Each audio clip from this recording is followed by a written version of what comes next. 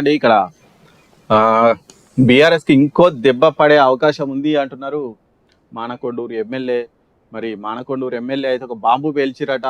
గంగుల కమలాకర్ కూడా కరీంనగర్ భీముడు, ఆయన కూడా కాంగ్రెస్లోకి జాయిన్ అయిపోబోతున్నారు అని మాజీ మంత్రి, కరీంనగర్ ఎమ్మెల్యే బండి సంజయ్ని ఓడగొట్టినటువంటి నేత ఆయనను మళ్ళీ కాంగ్రెస్లోకి తీసుకోబోతున్నారు అని చెప్తున్నారు. గంగుల గతంలో టీడీపీలో ఉండే, అప్పుడు ఆయనకు రేవంత్తో మంచి సంబంధాలు ఉండే. ఈ నేపథ్యంలో మళ్ళీ ఆయన కాంగ్రెస్ పార్టీలో చేరే అవకాశం ఉంది అని చెప్తున్నారు. ఈయన వచ్చే నెల 2న క్యాబినెట్ విస్తరణ కూడా ఉంటుందంట.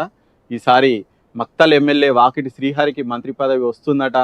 ఇక చిట్ చాట్ చేసిరట. ఈ నేపథ్యంలోనే ఆయన తన మనసులో మాట చెప్పిరట.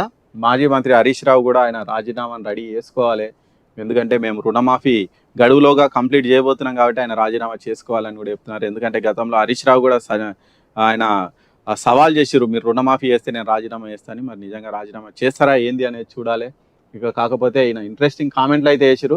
గంగుల కాంగ్రెస్లో చేరబోతున్నారు, అట్లే మక్తల్ ఎమ్మెల్యే వాకటి శ్రీహరి మంత్రి కాబోతున్నారు అని చెప్పిరు. మరి ఆయన చెప్పినవి నిజమైతే ఏంది అనేది చూడాలి.